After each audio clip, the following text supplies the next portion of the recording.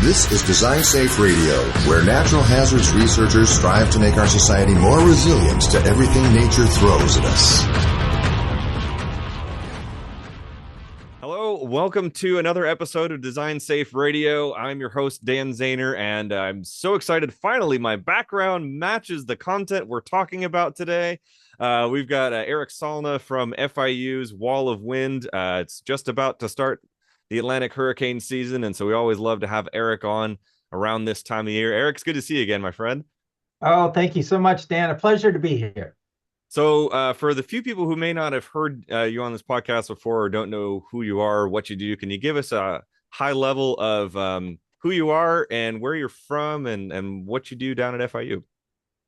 Okay, sure. So I am a meteorologist and also Associate Director of Education and Outreach here at the Extreme Events Institute and the International Hurricane Research Center at Florida International University in Miami. Bit of a mouthful, but so I am involved with many different roles here within the Institute, and which is focused primarily on hurricane research in different ways. We have a team that works on modeling what the damage cost to a landfalling hurricane may be. We have another team working on storm surge modeling. But of course, then we also have the wind component, and picture behind me is our wall of wind. So that's the wind engineering component of our research. So I'm involved with that as well. The wall of wind keeps coming up as one of the most visually striking of the NARI facilities. There is just that great picture. Was it in the Science magazine? I can't remember which journal it was, but I think it won an award for science imagery a few years back. So it's just a really striking visual facility. Well, it really is. Absolutely. And when we do a lot of tours, and as I bring folks into the facility, it never fails when I walk them right around the corner of the building to bring them in front of the big fans pictured behind me. I don't say anything, and I kind of smiling because it never fails. The reaction is, wow. I mean, it's written right on the building, right? Right, and it's written right on the building. The pictures certainly are very impressive as well. And then when people come around the corner and see it actually in person, yeah, it's a wow moment when they. So if you're listening to this on Spotify or whatever your favorite platform is, you're not gonna see what's behind Erik. So we do have a YouTube channel you can watch this on, so you can see some of the imagery behind him. But for those who don't know, can you tell us what the Wall of Wind is, kind of how big things are, some of the capabilities, and really why it's there? Sure. So, and kind of a bit of history, a little bit about the whole program. And I'm going to start with Hurricane Andrew. Hurricane Andrew was a Category 5 hurricane that hit Miami-Dade County back in 1992. And it changed everything in Florida and woke up Florida to the fact that, unfortunately, we are the hurricane capital of the country. But after Andrew, then so many things changed, including emergency management, preparedness, building codes, and of course, research. It was Andrew that triggered the Wall of Wind program. So it initially started out with 2 fans, 2 airboat engines, one on top of the other. Wow. We then graduated to 6 fans. They were 6 500 horsepower Chevy engines turning fan props. And so the engineers learned things from them. And then they decided, hey, let's go bigger. Instead of 6, let's go 12. Then they made the strategic decision, instead of these gasoline-powered engines, these 6 NASCAR engines, if you will, to these electric fan motors because of maintenance and noise and calibration, easier to work with. So they graduated to the 12 fans, and then the whole thing was, how fast can we get them to go? And so they engineered it specifically just beyond the fans. There's a contraction zone, and using a simple law of physics, then, as far as the amount of air coming into an area that gets constricted, it then will accelerate as it exits on the other Good end. old Bernoulli. There you go, exactly. And because of that, we were able to get the Category 5 wind speed of 157 miles per hour. So if we just had the fans and without the contraction and Bernoulli, we would maybe have up to Category 1. But with that whole addition of the contraction zone, we were able to achieve that Category 5 hurricane strength in terms of the wind. And then the other thing they had to think about with the wall of wind was, the wind flow of a hurricane is not nice and straight and laminar, as we say. It's very turbulent. So if we were going to replicate a Hurricane Andrew, if you will, we need to have a turbulent, characteristic to the wind. So that was accomplished on the other side in a couple of ways. 3 spires that help start to do a wind turbulence. And then on the floor, they also have these big tiles that come up, and that acts as a friction layer, if you will. And think of buildings and trees, stopping the flow of wind, because in real life, wind speed increases with height. That's the atmospheric boundary layer condition. So that's what they wanted to create in the flow management. So now you have the speed, you have the characteristics. So now when this wind hits that structure, it's as close to what Mother Nature can create in the real world. And so that's what makes this the research so valuable, because now as we test structures, and that's the purpose of the wall of wind, we're testing structures to see how we can design them to be stronger and more resilient to strong wind. And it's a variety of things that actually get tested. And so the wall of wind was doing this, and then came the marriage with the National Science Foundation and Nahiri, when we then became part of the Nahiri network, which was fantastic because now it elevated the wall of wind into this national stage of experimental facilities to then receive wind engineering researches projects funded by NSF. Yeah, absolutely. And one of the things that we just had a conference about this back in March, about how not a lot of people, or I should say more than you or I would expect, there's a lot of folks out there who don't recognize or realize that the United States National Science Foundation is just that. It's actually a governmental organization. It's not some private foundation like, the Bill and Melinda Gates Foundation. This is actually something that is taxpayer funded. That's a line item in the federal budget. That is our, country's commitment to advancing science in a fundamental way, and in all sorts of different grand challenges like ours of natural hazards research. Absolutely. And when you think of it, that's pretty cool, right? That the United States government is funding research, innovative research in a variety of topics. But that's what helps all of us in the long run, right? That innovation and the knowledge gained from that can help in so many ways. And the fact that, we're dealing with hurricanes, the whole issue of having the Nahiri network focused on natural hazards, right? Because we've been seeing what's been happening across the country and with climate change issues and extreme events, having these facilities and having the wall of wind be a place to see how we can now be more resilient to the next storm. Yeah.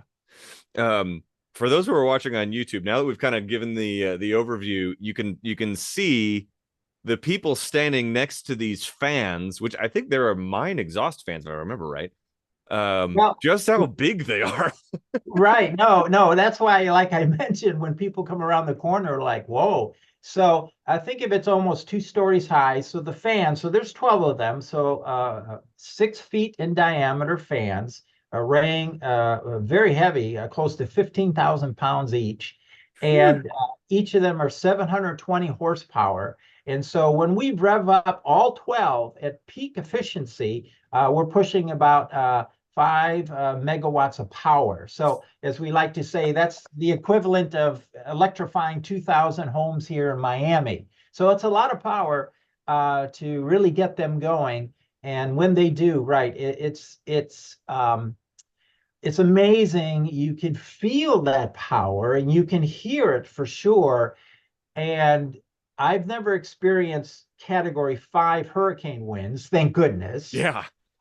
But to see it at that strength and that power, it really is amazing, and then takes you into this immersive environment of wow, Category 5 winds are really intense. Yeah. I mean, yeah, thankfully, what's the highest category you have experienced, just out of curiosity? So, living in Florida, I guess Hurricane Wilma was the one that came right over Deerfield Beach in 2005, which was a never-ending season, by the way. Yeah. So it came right over Deerfield Beach, and we had Category 2 sustained winds, and we had gusts to Category 3. So, and the eye itself came over Deerfield Beach. So Wow. for me personally, to be directly in a hurricane, that's the highest one. We've had hurricanes come, and affect South Florida, but not directly. Hurricane Irma, which hit, that hit Cujo Key is a Cat 4. But where I live in Broward County, we had Cat 1 winds gusting to Cat 2. Mm-hmm. And so that's been what I've experienced and seen. And I'll never forget with the Hurricane Wilma, when the winds were gusting to Cat 3, it was the sound of a jet aircraft, like on final approach at Fort Lauderdale International. As a meteorologist, to hear that was the first. So I was kind of excited about that. Not about the storm, but Right. like, oh my goodness, it's what people say and what they talk about. So, and so here with the wall of wind, we can go above that all the way to the Category 5 strength. But boy, it doesn't take much, as a human, as a person, starting to feel wind, and even a 30-mile sustained wind, 30 or 40-mile sustained wind. A lot of people are kind of surprised by that, going, wow, this feels like 60 or 70 miles an hour. I said, no, that's only 30 or That's only 40. 30. Yeah. Yeah, and you wouldn't be able to stand if we were, once we started getting to those higher speeds. Yeah. It's pretty crazy. I've only been through one tropical storm and one hurricane. So Hurricane Irene and Sandy when we were living up in Connecticut. And those weren't very strong storms in terms of, Florida hurricanes, but sheesh, I mean, you see things just blowing sideways all day. Yes, yes. It's crazy. It's Um, and just at the timing of when we're doing this podcast, you may have heard Houston was hit with a incredible strong line of thunderstorms last night. oh wow. Yeah. And I haven't heard all the reports, but the reports of 80 to 100 mile per hour winds. And downtown Houston was hit, and windows on all the many skyscrapers were blown out. Unfortunately, there were fatalities. And it made me think, as far as huge metropolitan areas to get hit directly by a hurricane, in a way that they had a taste of that last night. And if you think 80 to 100 miles an hour, then that's only, let's say, Category 2 hurricane. And so cities, major cities that are in harm's way along our coastlines, eventually one day to get hit, how well are those skyscrapers and buildings built? What are their building codes? And Houston hadn't had a direct hit like that in a long time with wind speeds of that magnitude. Right, which is a great segue into our next question about some examples of NARI research projects. One of them I was thinking of is I can't remember who did it, and maybe you can. Was looking into high-rise construction project, like a skyscraper under construction, cranes and construction debris and things. in a hurricane. Right, right. No, absolutely. Uh, so when we think of wall of wind and some of the tests, you kind of think of structures for the most part, which is true, which is what we do. But anything that needs wind loading, anything that if it's going to get hit by a high wind and then may have serious consequences, right, for property and life and so on.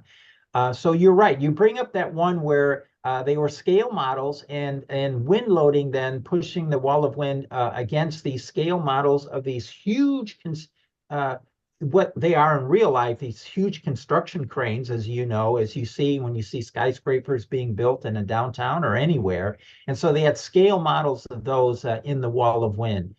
Just to see, again, how can we design them stronger and make them more aerodynamic. We did another NSF project that had to do with those big electrical power line towers. Yeah. You think of those big towers, and is there a different design and shape that would be better for them? And what wind loading can they withstand? And so on that particular project, what was very interesting was they did it with power lines, if you will, scale power lines, this specific wire that they used. But then as another part of it, they put weights on the wires. And that was to replicate, if you think back to several years ago to the state of Texas, they had this massive winter storm, cold outbreak. Oh, yeah. And ice was piling up on these electrical lines. So they wanted to get information about that. Oh, wow. So that adds a lot of weight. So that's sure going to add does. a lot of stress. We had that actually up here in Oregon in March. Yeah. We had 2 inches of ice on our everything here in the Willamette Valley. And a lot of power lines came down because of the weight of the ice. Yeah, absolutely. So that was pretty cool. And then we had one recently. This one is very interesting. This was a first time one. So if there be a tornado or a hurricane somewhere, obviously, when we look at social media, whether that be on X or Facebook or Instagram, and you'll see video, people taking video with their phones, right? So this particular project was to see if an algorithm could be created to where if you see flying debris on this social media video, could you then determine the speed of the wind? Oh, wow. So this team came and we had a structure, and then we had a roof that was open, and there was flying debris, pieces of debris that was there on top of the roof. And as we turned on the wall of wind, which we were then, they were watching the wind speed. So there were video cameras in a lot of different positions. And as the wall of wind would increase its speed, that was able to be monitored. So they are actually videotaping flying debris flying at the different speeds from the wall of wind.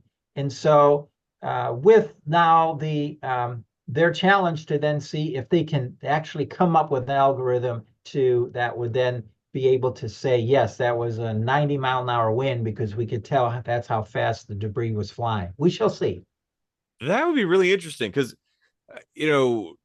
folks who are into wind engineering and meteorology probably know this, but there's only so many sensors that you actually have when you're looking at a hurricane. There's, we got Forrest Masters and their great crew. Well, he doesn't go out on as many of these anymore now that he's a dean, but he used to go out on a lot of them. Guys like that will go out and put up big towers full of sensors, but they've only got 3 of these. And you have some other universities who do this as well, but and then you'll have water level sensors from USGS and folks like that, and then airports will have anemometers and other ways of measuring wind speed, but you have less than 100 sensors on a whole hurricane.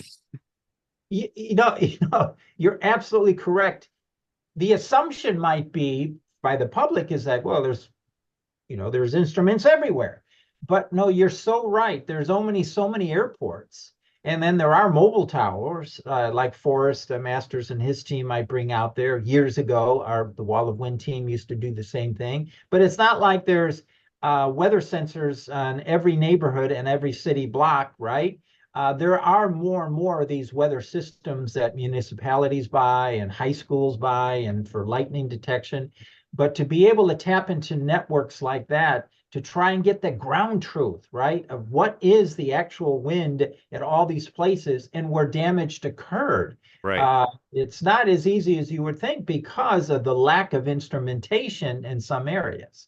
Yeah, and so yeah, if you could get something from an X video, I mean they're geo-tagged, they're Yeah. geolocated. You got all sorts of metadata to tell where that video was taken. Sorry if that's groundbreaking news to you listening, but yeah, we're being tracked all the time. And so you've got that precise geolocation, and if you could determine wind speed and things like that, would be incredible, useful data for helping to characterize these events. Correct. Right. And so it's just another way to try and determine now wind speeds, because then that circles its way back to, National Weather Service wants to know how strong a storm was, National Hurricane Center, but then the research community, the wind engineering community, right? Wanting to kind of see that ground truth data on what broke, what was damaged in a certain wind speed, and so on. Yeah, especially because, as you've been describing some of these tests, it's not just high-rise skyscrapers or school buildings, but it's also the lifeline infrastructure of a community. I mean, Miami, right? You need things like sewers and power lines and communications equipment and cell phone towers and lots of them. And all these things that make life in the modern world possible. All of those things need to be resilient to a storm, the wind loading, the debris, the storm surge, and the wall of wind is testing all of that. Absolutely. We've worked with transportation infrastructure, traffic signals. Many times you'll see where traffic signals are on cables. If you start to pay attention, and when you look at an intersection, and those start swinging in the wind. So how can you make those connections better? So, for example, here in South Florida, what we notice, and because of thinking wind, they put the traffic signals, and so a lot of the major intersections on these big cross beams, these big metal cross beams. And instead of the traffic signal vertical with red, yellow, and green, they turn that traffic signal to make it horizontal on that cross beam behind it. And so again, you're more aerodynamic. It's a round cross beam, and it's whereas if because if your traffic signal is like this, it's going to catch the wind, right? Yeah. But if you make it now horizontal with the big giant crossbar, then there's less wind affecting it, or that traffic signal is not stressed as bad. So there are different things that you can do to improve its resilience. Another example, you'll see these big electronic signs on interstates or the turnpike here in Florida and elsewhere. And just a simple thing of the corners, instead, if it's a big rectangular shaped message sign, round off the corners, bevel the corners. And now that's just a simple change to the physical design to make it more aerodynamic. Yeah. Or put some holes in it, right?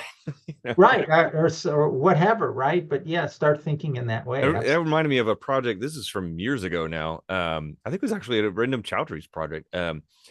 Putting a device on the edge of roofs that will essentially be a wind turbine during a storm to generate electricity.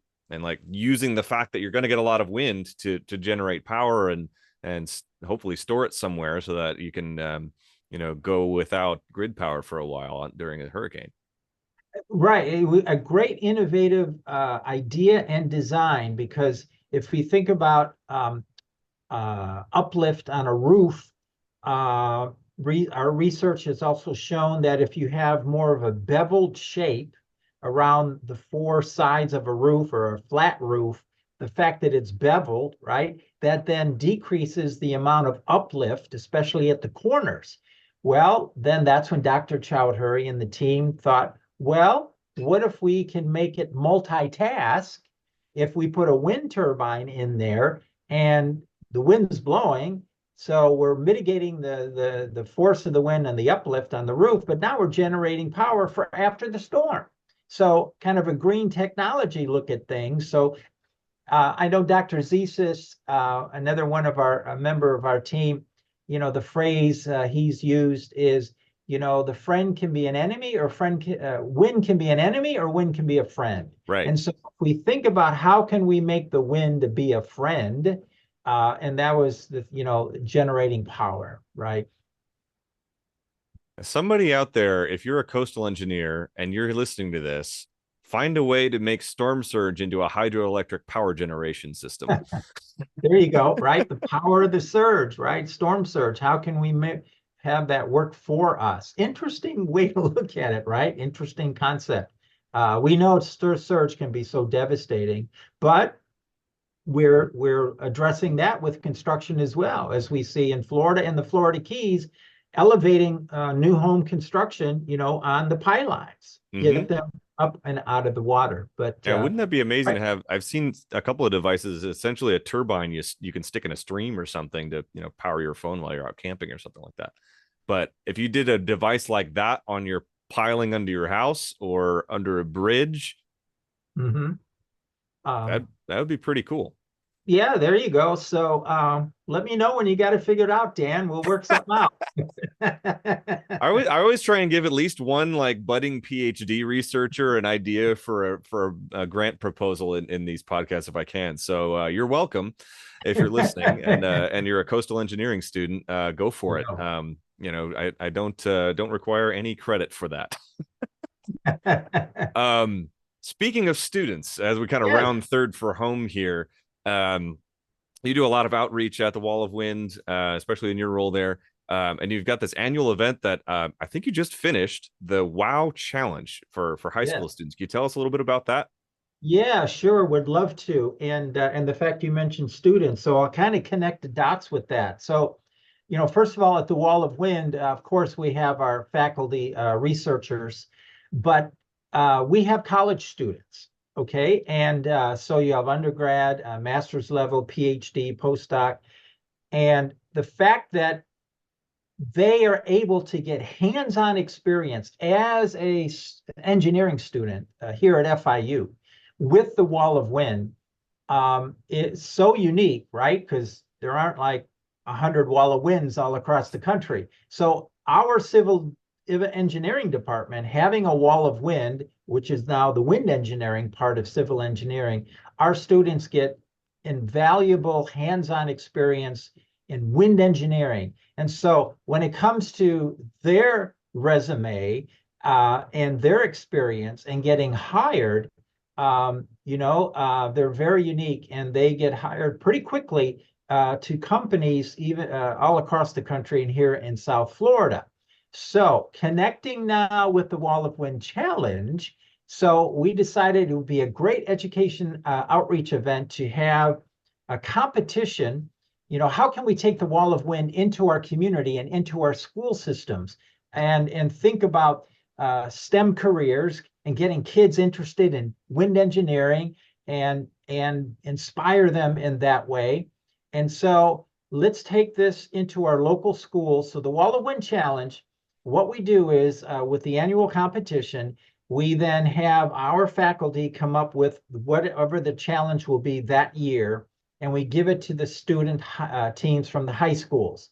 So they have to do three things. They have to do a research paper that's graded and judged.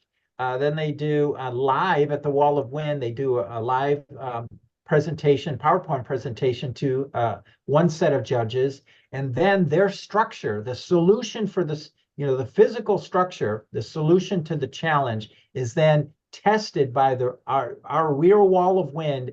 And for the kids coming out that day, they never forget it. It's a day they'll always remember, and they're always on the edge of their seat when their physical structure is being tested to see how well it performs. So then we add up all three scores, and at the end of the day, we give out the awards and so on. But this whole experience for them to design something, Dan, it never fails. Yeah. How ingenious these kids are, how creative they are. Never underestimate, right? The young minds here in high Unfettered by cynicism. well, there you go, right? That's a great way to think about it. Absolutely. And the variety they come up with, they just do a fantastic job every year. And so the judges, I then recruit former students who went through the Wall of Wind program, graduated, and work for local engineering companies. Oh, wow. They come back and be the judges. And then we also ask for additional sponsorships to help pay for food and awards and other things related to the competition. And they get their companies to be sponsors. So now you can see how these high school students may get motivated, inspired to take wind engineering at FIU. They come to FIU, and then as they are student volunteers for the Wall of Wind Challenge, then they graduate, get hired by a company in South Florida. So then I bring them back as judges, and they have their company be sponsors. So we connect all those dots. That's incredible. And if you haven't already written a playbook for how you'd put that together, I will encourage you to do that and share it with the rest of the NERI facilities. We're always looking for really innovative ways to do workforce development and outreach for those who are really plugged into what's going on in NERI. We just had a study released by the Nexite group that the National Science Foundation hired for what the next decade of natural hazards research should look like. And one of the big things in there that I glommed onto was how can we do things like that? Get people who are in high school interested in wind engineering and go into the field at FIU or at University of Florida. We don't discriminate. Gators are good too. And get them interested in wind engineering and become practicing engineers or research scientists, or in some way get them into advancing this field. So that's just brilliant work. And would love to see similar programs like that in coastal engineering, in geotechnical, in earthquakes, structural engineering. Things like that would be really cool. Oh no, absolutely. It's a great way to bring it all full circle. But it's a win-win in so many ways. It just being in your local community, all the facilities within NERI are doing incredible, wonderful work. But then letting the folks know in their community, hey, look what's being done in your backyard. And the local school systems love our competition. There's every year there are science fairs, there's solar car competitions, there's robot competitions, which are all great. But there's only one Wall of Wind competition because of how unique our facility is. But they love how it also checks all the boxes for STEM career, and the disciplines that's involved, and you mentioned workforce development.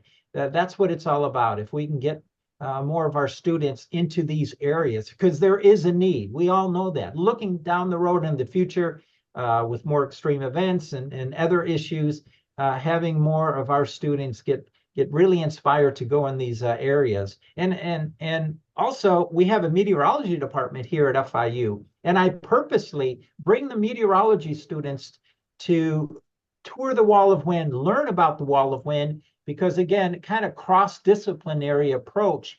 As a meteorologist, which is I am, I never learned about wind engineering or anything about this going through school. But that's why I bring our meteorology students over to the Wall of Wind. So it broadens now their awareness and knowledge of the whole picture of the problem, if you will, right? There's a hurricane. There's the science of a hurricane. How does it form? And how does it create it in computer models? And that's the meteorology. But now the effects of that hurricane on the environment and on buildings and structures, and we need to prepare how we can make them stronger, but then shuttering our windows, right? And what we've learned in Florida, we tie down our rooftops so they don't blow off. We shape the roof in a hip-shaped design.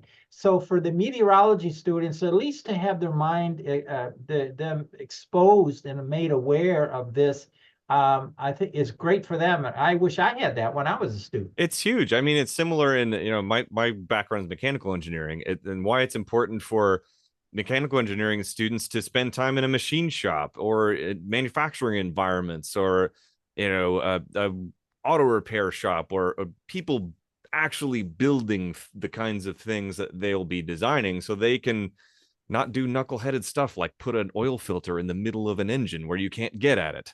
Right, right, absolutely. And and with the Wall of Wind students, with my outreach events, we do a STEM day on campus earlier in the year. Then we do Wall of Wind Challenge. Then we do a big outreach event at our local science museum, Museum Discovery and Science in Fort Lauderdale. It's a big hurricane day. And I encourage the Wall of Wind engineering students to volunteer, be volunteers at these outreach events, because as we become professionals, we're going to interface with the public and communicate with the public. And so being able to take all this incredible science, but now relate it to your neighbor, relate it to a teacher, relate it to the public, and show what it's all about. That's good PR, but it's a good awareness for the person hearing about it, but it's good experience for the students, because one day they may be asked to be on a podcast with you, Dan, and they'll be able to talk about it very nicely. Yeah, I mean, if they've been trained by you at all, I'm sure they will be a fantastic interview. Okay. These are always like some of my favorite conversations, and I wish we could talk for 3 hours. And some point, if you need to escape the humidity of South Florida, come up to here to Oregon, where we haven't heard of such things. That'd be great. That'd be great. Erik, where can people follow along with what you and the team at FIU are doing? Well, what's great is you can go right to our website. That's the quickest and fastest way. If you then look up Neheri Wall of Wind, NHERI, or Design Safe Wall of Wind, go to our website, and which lately we've been updating, fresh with all new information, the whole design, and you'll have everything you want to see. Our news stories, our videos are all there. And you can follow us on social media as well, on Facebook, Wall of Wind, and Extreme Events Institute. We put all the Wall of Wind on our social media there. And we are working on a bigger vision, a bigger facility. And on that, our webpage, we do have information. It's more to come. Everyone should stay tuned. To put it mildly, a bigger facility. Yes. This will be something, more news will come out as the progress of this project. And for those that haven't heard of it, it's an NSF facility, 9 universities. It's an all-star team of wind engineers to design a facility instead of wind and coastal. Yes, instead of 157 miles per hour, the plan is to hopefully get to 200 miles an hour. So think of the Hurricane Dorians of the world and others.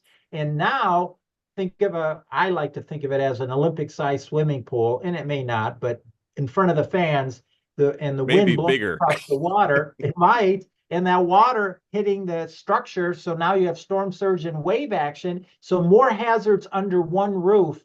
That'll be off the chart. But it's 4 or 5 years down the road. If things go according to plan, we shall see the time and so on. But we'll keep everyone stay tuned. But I mentioned that because there is now an active web page on the Neheri Design Save website, and we're connected to it on our website. People can file And that one is I can't remember what it stands for, but the acronym is NICHE. Yes, NICHE. Yeah, that one we'll have a lot more podcasts about that as it becomes more real and out of the design phase. But just so people know, like there's real work going on with this. It's not just a science project. Well, that's not a great analogy. It's not a a pie in the sky, pipe dream thing. There's real engineering work. I was at Oregon State University, about an hour north of here, and they were testing out these fans, smaller scale, quote unquote, fans, Yes. from another facility that they put on top of their wave flume, 400-foot long wave flume, and it's like, man, this is the small scale test project. Yes, right, right. So what they're about to get into is the prototypes of the big system. There'll be a wind prototype that they're going to work on here at FIU, just north of the current wall of wind. And then the water prototype, they've already started some of that testing, and I believe Oregon State has been a part of that. So they're in that part of the planning phase of this vision right now. So you will see how that goes before they then start taking the next steps. Yeah, it's really exciting, and anybody who's listening and interested in science and where your tax dollars go, I mean, they are being well spent on the best engineers in the world that we have in our teams, making things like the wall of wind continue to be successful, and niche coming down the pipeline. It's just really exciting. Erik, thanks again for being here, especially the beginning of hurricane season. Hope you and your family and everybody down there go through hurricane season just fine. And thanks for the great work that you do. And it's always a pleasure to have you on here. Always a pleasure. We'll do it again. Thanks for listening to today's episode of Design Safe Radio. Be sure to like and subscribe on whatever platform you happen to be listening to this on. It really helps people find our show. Thanks to our amazing sponsors, the National Science Foundation and the NARI Network Coordination Office, which is award number 2129782. Big thank you to Marty LaChance, our guest booker and topic researcher extraordinaire, and Raquel Ruiz, who is our video and audio editor. I'm your host and NARI Facility Scheduling and Operations Coordinator, Dan Zahner. We'll see you in the next episode. Until then, stay resilient.